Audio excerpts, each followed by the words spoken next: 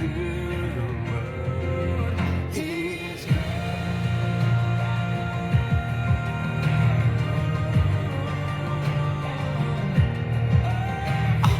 Love this.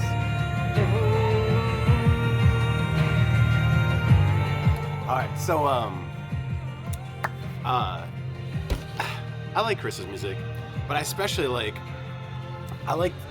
Christmas music from some of these modern Christian artists who have taken classic songs and just like looked at them a little bit differently and refreshed them. Oh, it's so good, and it's just I love it. Like some of the I like the classic ones that everybody likes, but I really especially like these where they just take and it's like this different take on a classic, and it's just, and I like the new ones they make too, like the ones that they come up with on themselves, but it's especially the ones that like and familiar with, and yet it's like a different look at it. And I think it's just it's fun to take something that you already know is precious and then just to look at it and just experience it in a different way. I want to encourage you as we're approaching Christmas this weekend is especially as the Christmas season, it gets starting earlier and earlier each year, right? And Christmas music starts like after Halloween and lights go up and everything. That by the time we get to Christmas, especially because the Christmas message is, for many of us, pretty familiar, it can kind of feel a bit stale.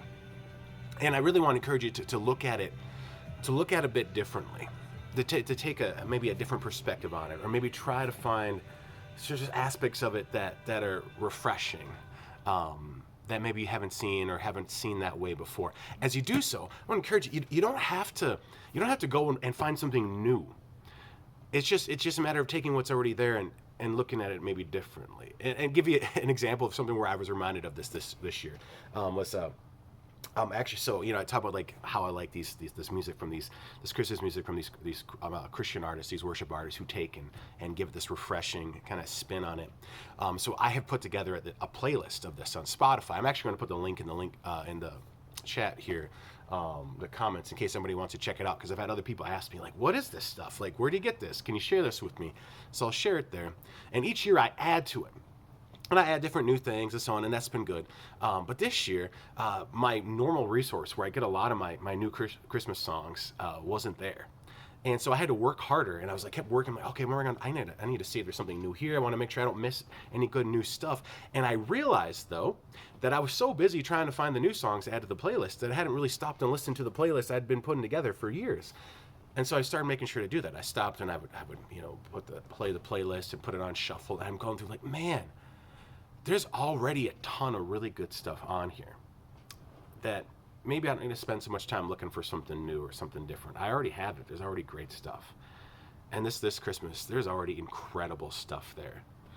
Maybe it just takes us to take a moment. Maybe it's not so much about finding something new, but taking a moment to look again at what we already have. To take a moment to look again at the Christmas story and to maybe ponder from a different angle, or just slow down and rethink. I mean, what it means that God himself, the one who is beyond time, became at a point in time also fully human, that he became a baby boy. Like they take to mind, like, why would God do that? Think about, like, why would God, who is beyond time, who is beyond everything, in a point in time become a baby boy and need a mom to feed him and parents to take care of him? Why would he do that?